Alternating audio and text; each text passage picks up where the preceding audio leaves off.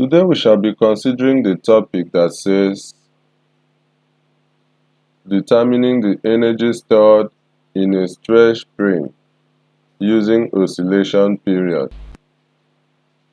Before we continue, we are going to consider the exercise. This exercise was gotten from our manual, so I'm going to read this carefully and then we answer the following questions. Listen attentively. The exercise says, in an experiment to determine the energy stored in a stretched spring, a spiral spring was suspended from a properly mounted retort stand.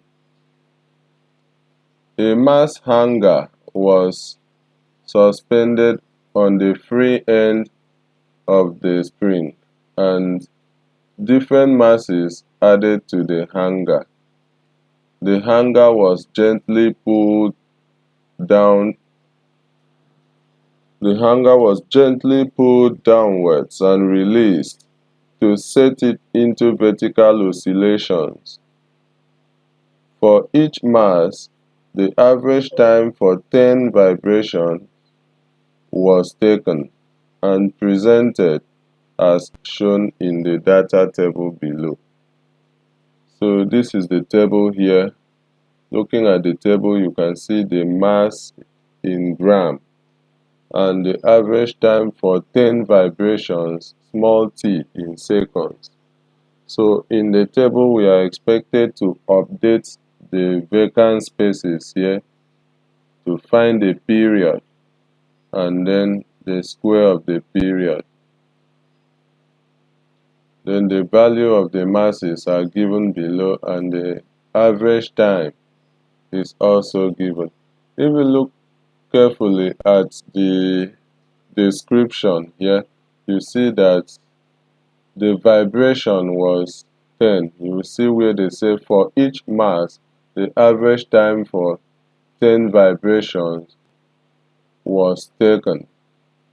Okay, so when we are going to solve for the period, we are going to put that into consideration. Then the questions now said, A,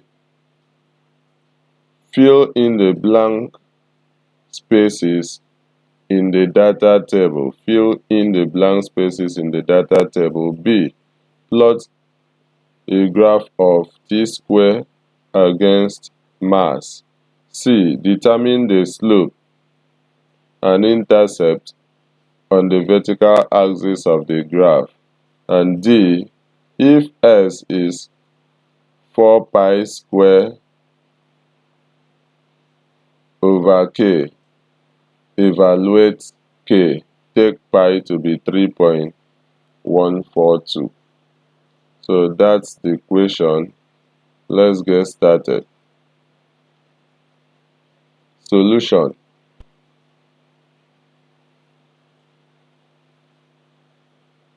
The number of oscillation was 10. So assuming the number of oscillation was 15, I would have written 15 in place of 10, or assuming it was 20, I would have used 20 as well. Now, we are going to estimate the period, t. To find the period, we have to divide the value of the given average of time by the number of oscillations. So, assuming the number of oscillation was 15, I would have used the time t to divide by 15. If it were to be 20, I would have used the time t to divide by 20. Remember that the time is given. Let's come back here so that you see the average time. Look at it here.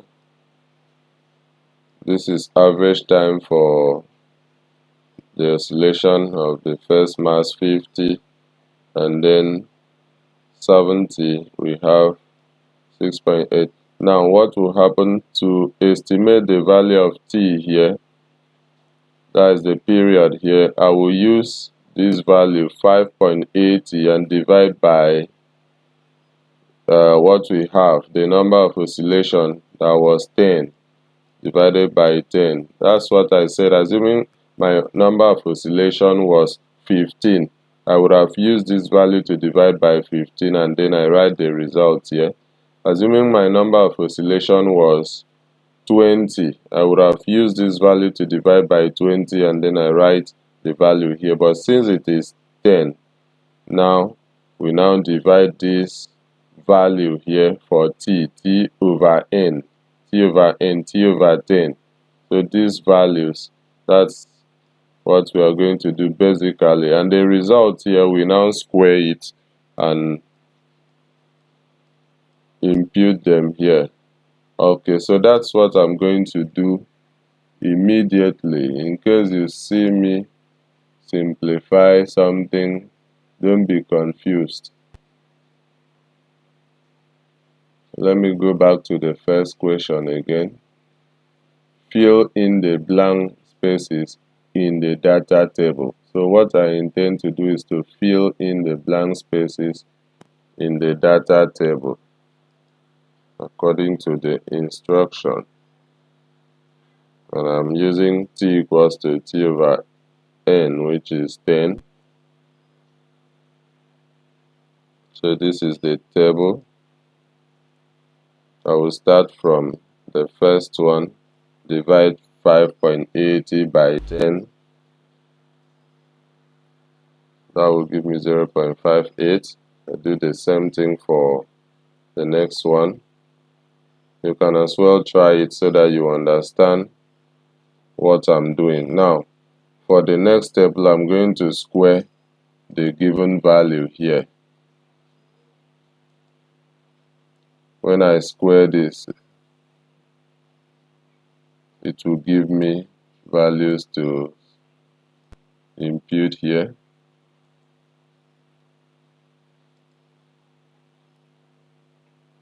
You can use your calculator to do that.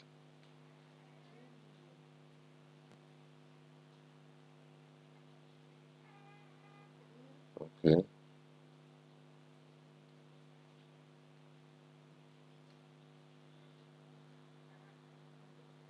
Okay. One would say, why is this one 2 decimal places and this one 3 and this one 4? If you look at this one, this is t, the period. The period is gotten from the average time. So when you're presenting this, you have to write it in 3 decimal places. Now, from here, we use the period to get t squared. So when you're presenting this, you write it in 4 decimal places. So this order here is the correct order of reporting our results. Is that okay? Okay, so I've been able to complete the table as it was instructed. The big part of the question said plot a graph of t squared against the mass. So the next thing is for us to use t squared to plot against the mass m.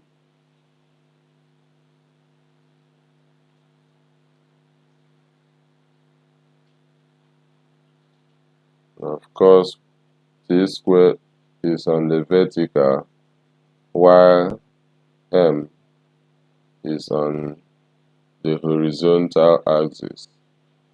So look at this. This is the nature of my graph. It's a linear graph. I have written the title, t squared against m. So ignore what I've written here. This is not g, but m. This is what I mean. This is m. Is the unit that is in grams. Okay. Alright. Then my scale is 2 centimeters to represent 0.10 units for t square, and 2 centimeters to represent 20 units for the masses as well. I think I have to zoom out so that you see the entire graph.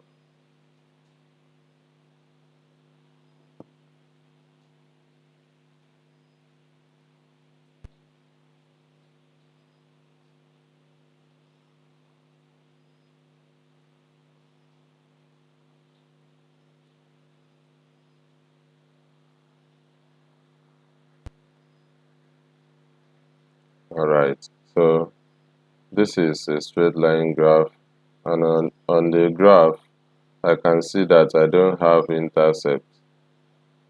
The line passes through the origin 0, 0, so my intercept here is 0, and from this graph I am going to deduce the value of my slope. I'm going to deduce the value of my slope as well. Alright, so let me zoom it in again.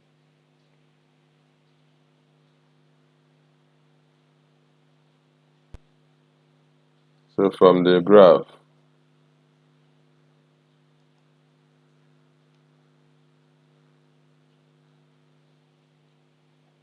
to deduce the slope, we are going to use the expression slope equals to change in t squared all over change in m, change in mass. I had to subtract the highest value. Let's go back to the graph. The highest value here, you can as well trace it to the origin, or trace this to this point and pick the value, or you go to the table to do that. Now here we have our t square 1.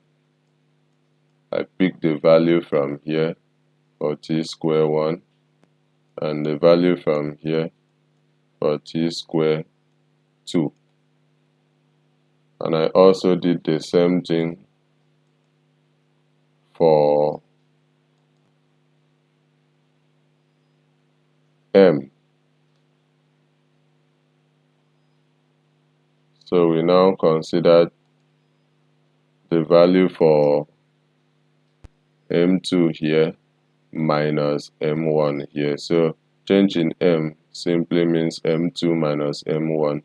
Then change in t square simply means t square 2 minus t square 1. When you do that, you will get what I've written below here. Then you now subtract the value accordingly. When you subtract, you get this, and when you divide it, you get 6.375 times 10 to the power minus 3 seconds square per gram, which is the unit of the slope as well. And I have already said earlier that my intercept is 0. So I report here intercept on t square when g is 0 is 0. Alright, so the last part of the question, let me go back and check what the question was. Okay, if s equals to 4 pi square all over k, evaluate k, take pi to be 3.14. Alright.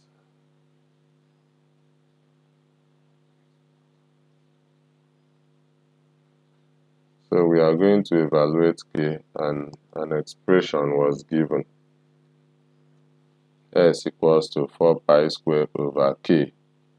What is this s? S is the slope.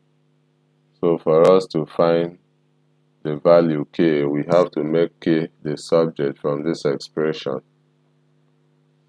So when you do that, this would be the next expression, how it would look like. So we are now going to substitute the value of the slope that we got into this expression, and then we substitute the value of pi, and we were given pi to be 3.14, and that's what we are going to use. When you do that, this is what you will see, and when you simplify, you get the final answer to be this.